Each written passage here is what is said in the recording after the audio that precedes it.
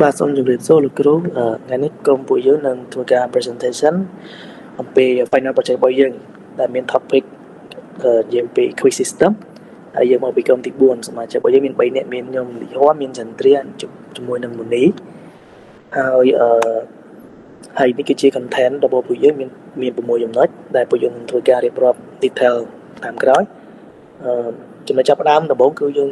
ក្នុងគោលបំណងនៃការធ្វើ quiz system ហ្នឹងគឺដើម្បីធ្វើឲ្យអ្នកដែលចង់ធ្វើការធ្វើតេស្តជាមួយនឹង multiple choice question ហ្នឹងទៅឲ្យគាត់ចូលទៅឆ្លើយនឹងសំណួររបស់យើងហើយបន្តមកទៀតគាត់នឹងទទួលបានចម្លើយមកវិញ feedback ភ្លាមៗមកវិញតែម្ដងហើយសំណួរពួកយើងនឹងរៀបចំឡើងមានតាក់ទងជាមួយនឹង science មាន technology sport ហើយជាមួយនឹង general knowledge មួយចំនួនទៅហ្នឹងទៅហើយតម្រូវឲ្យមានមុខងារពីរអ្នកសំខាន់ៗទី1គឺ admin និងបន្ទាប់ទៀតមកគឺ user ហ្នឹងឯងសម្រាប់ក្នុងចំណុចនេះគឺនិយាយពី function implementation គឺផ្នែកនេះគឺសម្រាប់ admin អញ្ចឹងសម្រាប់ admin គាត់នៅពេលដែល admin គាត់ចូលគាត់ត្រូវ login សិនហើយបន្ទាប់មកគាត់ access ទៅដល់ main menu ដែលនៅក្នុងនោះវានឹង display 6 function សំខាន់ផ្សេងៗទៀតអញ្ចឹងមានពីលេខ1រហូតដល់លេខ6ដែលយើងបានឃើញនៅខាងក្រោមនេះអញ្ចឹងហើយនៅខាងស្ដាំនេះគឺជារូបភាពដែលយើងបានកាត់ចេញពីយើងតេស្ត program យើងហើយចំណុចបន្ទាប់នេះគឺជាមុខងាររបស់ user ម្ដងអញ្ចឹង user គាត់ចូលមកគាត់នឹងឃើញតែ3ឯងដូច admin ឃើញច្រើនអញ្ចឹងដល់3ហ្នឹងគាត់ដំបូងបើសិនជាគាត់ជា user ថ្មីគាត់ត្រូវ sign up សិនគេដល់ sign up ហើយគាត់មានបង្កើតជា password វិញហើយគាត់ត្រូវ login អញ្ចឹងបើគាត់ login បានហើយគាត់នឹងចូលទៅដល់កន្លែងfunction ផ្សេងទៀតគឺត្រូវ take quiz ឬក៏ត្រូវ view history ឬក៏គាត់អាច sign log out បានអញ្ចឹងរូបភាពដែលបង្ហាញនៅខាងស្ដាំហ្នឹងគឺជារូបភាពដែលយើង screenshot ចេញពី program របស់យើងហើយចំណុចបន្ទាប់គឺខ្ញុំបកគោលឲ្យមិត្តរួមក្រុមខ្ញុំម្នាក់ទៀតគាត់នឹងធ្វើការ display ទី3និយាយពី category of question អញ្ចឹងនៅក្នុង system របស់យើងហ្នឹងយើងមានបែងចែកជាប្រភេទសំណួរជា4តកតមួយ information technology science general ហើយនិង sport ហើយនៅក្នុងប្រភេទសំណួរមួយយើងបានបែងចែក level ជា3 level មាន easy level medium ហើយនិង hard level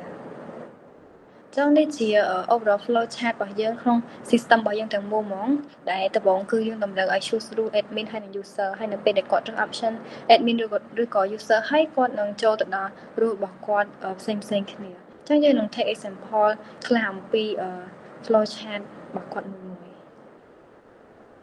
ចឹងនេះនិយាយពី flow chart up down ចឹងនេះចូលមកដល់ example របស់ flow chart របស់យើងដែលនិយាយពី create question ចឹងនៅពេលដែល admin គាត់ login មកហើយគាត់ចូល password ហើយនឹងចូលមកដល់ menu របស់គាត់ចឹងយើងឲ្យ option របស់គាត់ create question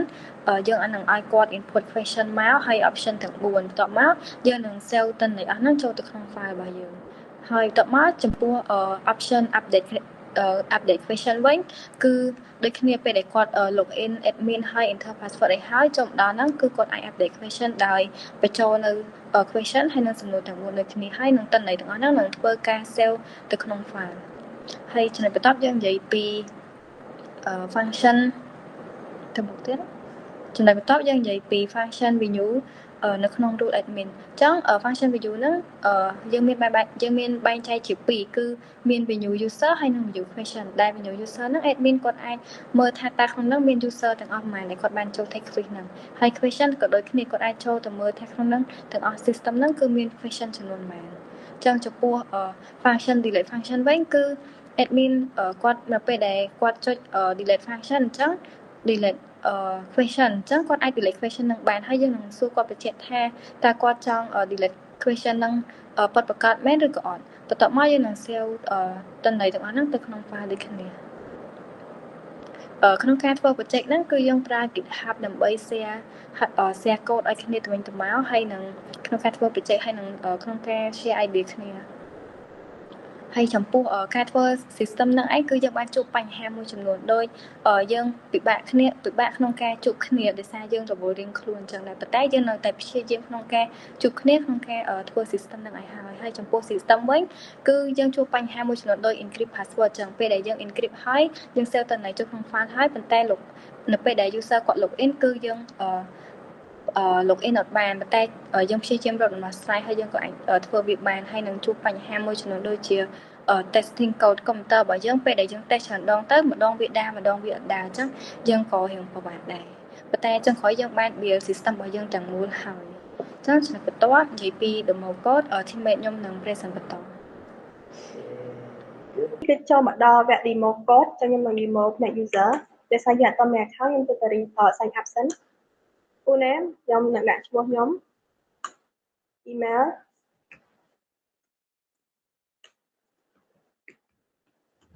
contact number password គឺ8ខ្ទង់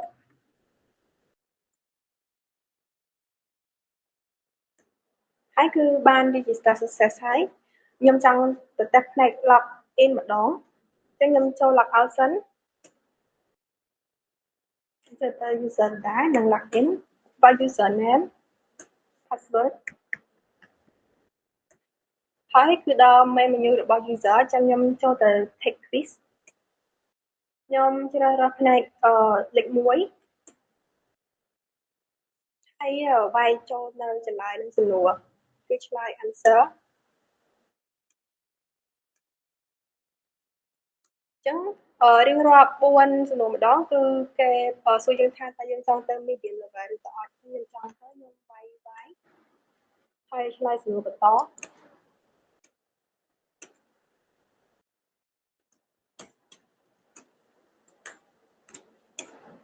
ចឹង quiz របស់ខ្ញុំគឺបាន finish ហើយដោយទាំងអស់គឺមាន10សំណួរហើយខ្ញុំ score បន្ទុករបស់ខ្ញុំគឺបាន1នៅក្នុង10ដោយសារតែខ្ញុំចុចយកហើយខ្ញុំនឹងទៅ main menu វិញដើម្បីចង់ដឹងទៅលើ view history របស់ខ្ញុំខ្ញុំបានធ្លាប់ចូលមកtake quiz ឬក៏អត់ក្នុងបន្ទុករបស់ខ្ញុំអញ្ចឹងដោយសារខ្ញុំមកធ្លាប់បានចូលតែពីមុនទេទៅចូលមិញអញ្ចឹងគឺ history របស់ខ្ញុំគឺមានតែមួយទេហើយខ្ញុំនឹង log out ដើម្បីទៅតេស្តផ្នែក admin បន្តមកទៀតគឺខ្ញុំនឹងចូលមកតេស្តផ្នែក admin និង password របស់ខ្ញុំគឺបាន assign ឲ្យហើយគឺ quiz system នៅក្នុង category របស់ sorry នៅក្នុង menu របស់ admin គឺមាន6ចំណុចអញ្ចឹងខ្ញុំនឹងចូលទៅ create question ហើយខ្ញុំចូលទៅទី1ចុះដើម្បី add the time question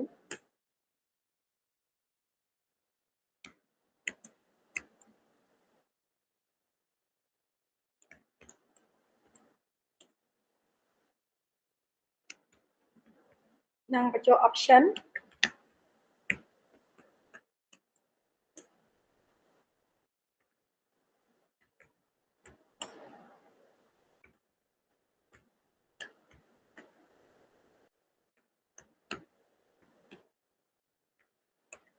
គឺទាំងអស់ option យើងមាន4បន្តមកទៀតខ្ញុំនឹងបញ្ចូលចម្លើយហើយគឺquestion ដែលយើងបាន create ហ្នឹងគឺបាន add ចូលទៅផ្នែក file របស់ computer information ហើយខ្ញុំនឹង back to menu ដើម្បីចូលទៅតេស្តផ្នែកផ្សេងទៀតគឺខ្ញុំនឹងតេស្តផ្នែក update ខ្ញុំនឹង update ទៅលើចំណុចលេខ3ទៅចុះក្នុងហ្នឹងខ្ញុំនឹង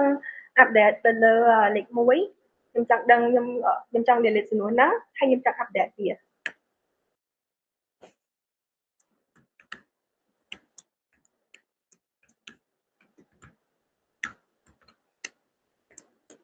គឺមាន option ចំនួន4ដូចតែសំណួរមុនដូចគ្នា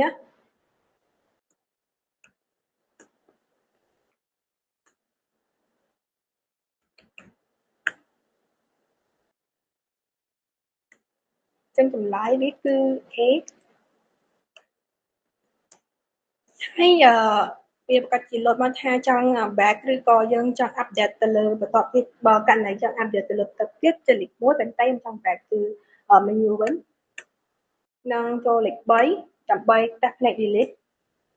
ទៀតខ្ញុំចូលនឹង delete ទៅលើផ្នែកទី1ខ្ញុំចង់ delete សំណួរដែលខ្ញុំដាក់ចូលមិញគឺសំណួរទី12ហើយគេនឹងសួរថាតើយើងពិតជាចង់ delete សំណួរហ្នឹងអត់អញ្ចឹងខ្ញុំចង់ delete សំណួរហ្នឹងចោលដាក់y ហើយ update ទៅលើការ delete ហ្នឹងបាន success ហើយខ្ញុំនឹង back to menu វិញដើម្បី test ផ្នែក log out back out and យើងនឹងមកដល់ welcome to quiz system វិញហើយនឹងមួយទៀតហ្នឹងគឺ close up session តែខ្ញុំអត់ចង់តែកន្លែងហ្នឹងទេដោយសារតែយើងត្រូវ close វាតែម្ដងហើយសម្រាប់ការ demo code របស់ខ្ញុំគឺមានតែប៉ុណ្្នឹងបាទអញ្ចឹងក្នុងការធ្វើ demo code ពីខាងក្រុមពួកខ្ញុំគឺបានដល់ទីបញ្ចប់ហើយចុងក្រោយសូមអរគុណលោកគ្រូ